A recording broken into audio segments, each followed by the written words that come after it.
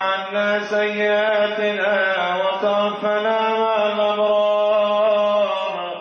اللهم طهر قلوبنا واغفر ذنوبنا واستر عيوبنا واشف مرضانا واقض ديوننا وبين وجوهنا وارفع درجاتنا وارحم آباءنا واغفر أمهاتنا وأصلح ديننا ودنيانا وشتت شمل أعدائنا واحفظ أهلنا وأموالنا وبلادنا من جميع الآفات والأمراض والبلايا وثبت أقدامنا وانصرنا على القوم الكافرين.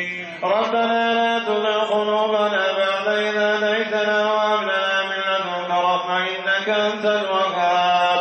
اللهم أرنا الحق حقا وارزقنا اتباعه وأرنا الباطل باطلا وارزقنا اجتنابه فلا تجعله ملتبسا علينا فنذل واجعلنا للمتقين إماما.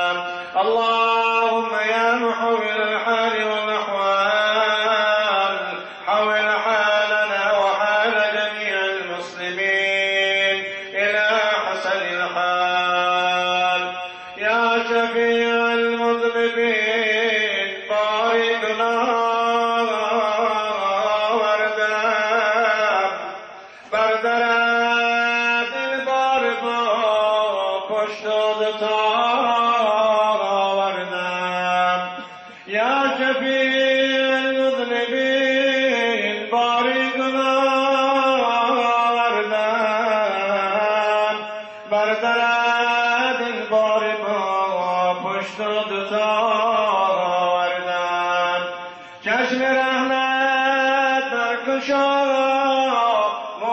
سپیدی من نگر گرچه از شرمندگی روی سیاه آوردم.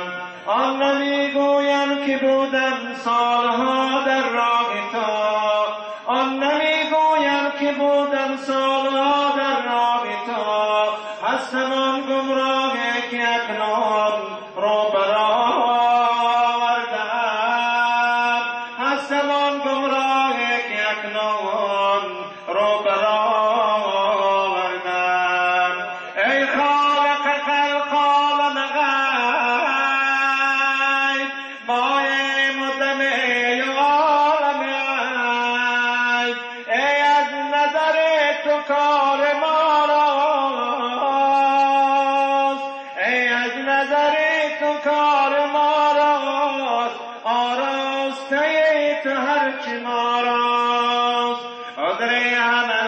تو پذیرد کس را نکنی تو از بدیرد. رحمان کی جمله بیم داریم سرمایه امید و بیم داریم. خدایا در لحظه‌های خیر دعای ما محتاجان را به درگاهت قبول بفرما. خدایا ما همه حاجتمندان در خانه تو آمدیم. خدایا حاجت می‌خواهیم، حاجت‌های مرا برآورده بگردان. خدایا جرم کردیم، عصیان کردیم، گناه کردیم.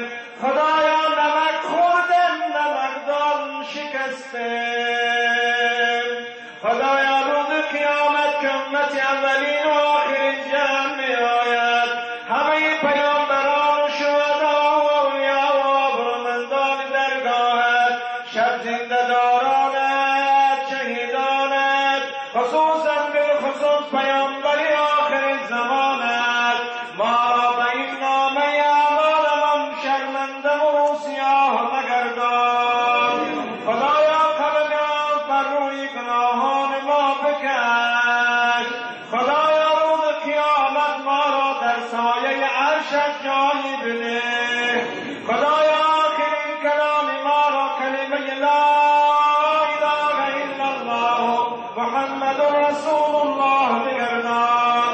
خدایا ولن گناهان ما را غفور بفرما و بعدا روح ما را قبض بفرما.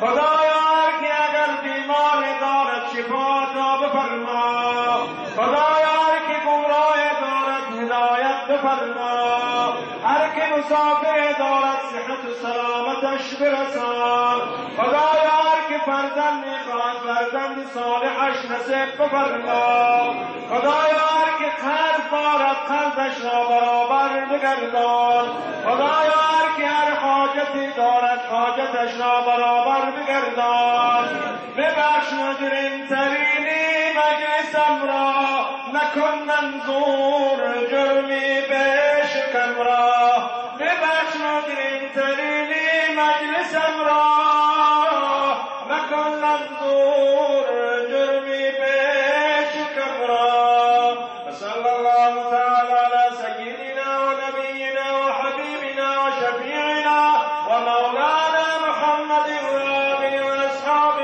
اجمعین برحمتك یا